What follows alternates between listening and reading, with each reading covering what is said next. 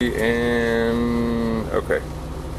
So these are just your basic gauges that go across here. We've got your Jake brake, trailer axle unload, fast idle. That bumps the idle up on the bus, turns it back down. It's also automatic. If you leave it on fast, it'll automatically idle down when you put it into gear. Then you've got your fan controls for your heater and your air conditioning, which I said the air conditioning we're no longer using, but the heater still works. Then you've got all your lights over here. You've got your indirect lights, which light up the side of the bus for turning and everything. And then your headlights, park lights, and everything. It's got a CB radio, your normal gauges on your dash.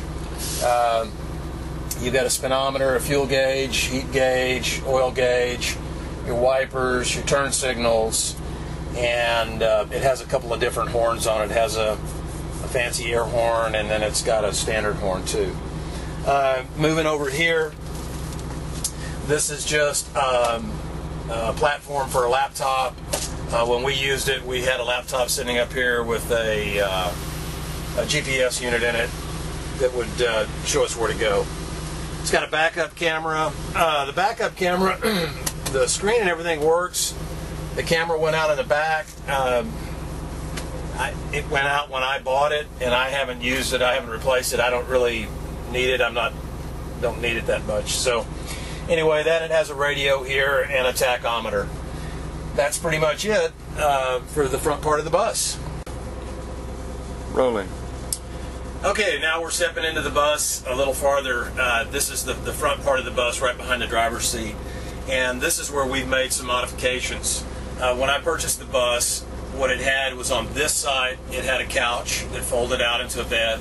And on this side of the bus, it had 2 chairs and a table that could pop up for eating.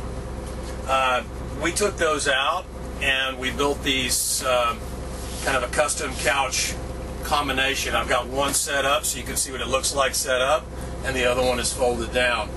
When we're driving down the road, we leave them down like this so you can sit in them. And then if you have enough people and you want to sleep, you pop it up, latch it, and you have 2 bunk beds. Same thing on this side. You just pop it up and you would have 2 bunk beds. So theoretically you could have 4 people sleeping going down the road right here, or if you park it. The glorious thing about these is when we designed them and built them, we made them to where they assemble inside the bus. They can come apart very easily and come out of the bus. You can take one of them out, or you can take both of them out, and you can put the couch and the chair and the table back in, or you can leave them just like they are. They have storage underneath.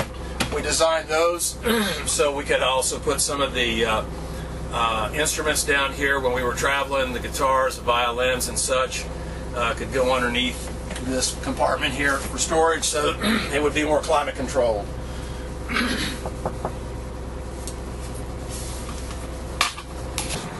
Okay, now we're in the kitchen.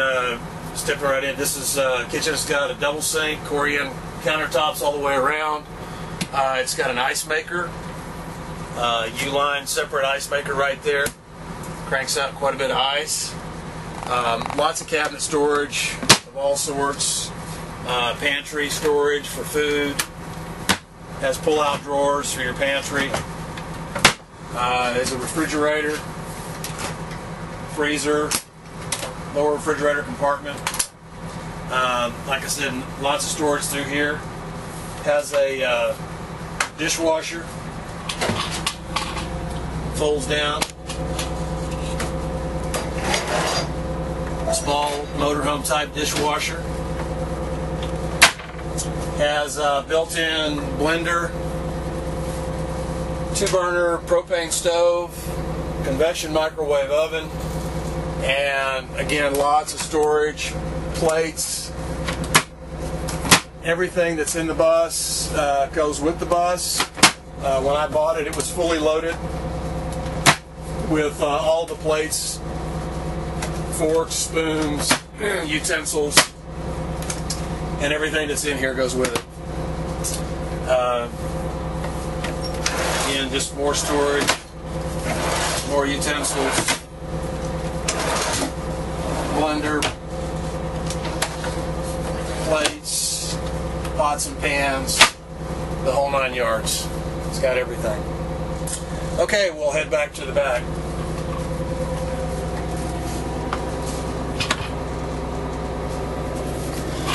Probably from that corner right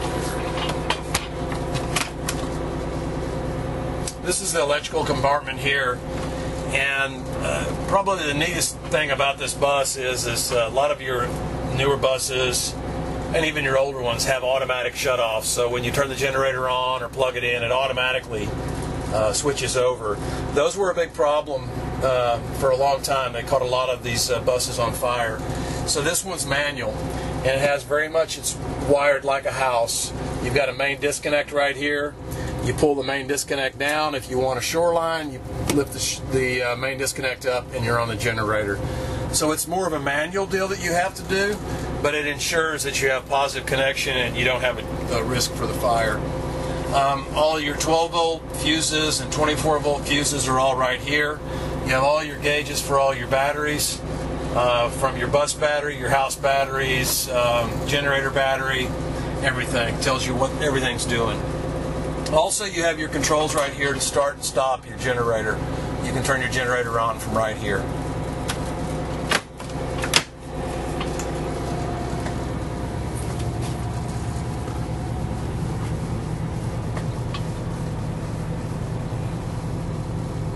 And we're back in the bathroom.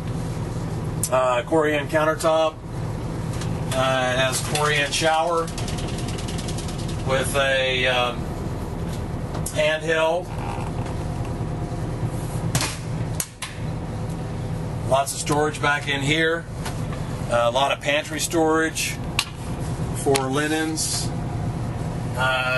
We have 2 closets back here, which are cedar lined closets. Right now they're slam full of bedding and stuff because we don't have the bed made, but 2 large wardrobe closets here, and then another smaller one back here, which is another part of this whole. So this whole thing is closet space all the way.